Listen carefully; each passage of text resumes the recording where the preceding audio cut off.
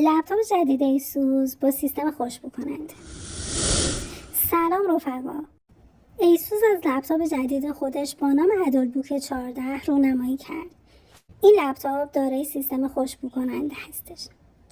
این لپتاپ یک مدل 14 اینچی با نمایشگر OLED و وضوح 2880 در 1800 پیکسل هست. این لپتاپ مجهز به پردازنده قدرتمند 8945H از سری رایزن 9 و دارای 32 گیگ رم و 1 ترا حافظه داخلی هستش.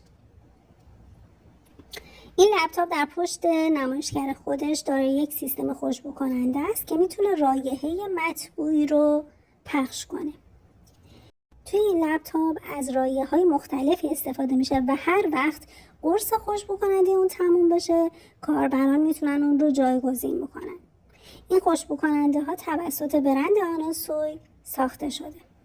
این لپتاپ در رنگ بنفش با چندین لوازم جانبی عرضه شده، از جمله کیف، موس بیسیم، استیکرها و یک شیشه عطر از همین برند. طبق اعلام ایسوس این محصول فعلا در بازار چین در دسترس کاربران هست و قیمت این محصول حدود $1000 است. اگر از این ویدیو خوشتون اومد ویدیو رو لایک کنید، کانال ما رو سابسکرایب کنید، کلید زنگوله رو بزنید تا به محض ضبط آخرین تکنولوژی ها در جریان قرار بگیرید. ممنون از همراهیتون، موفق باشید.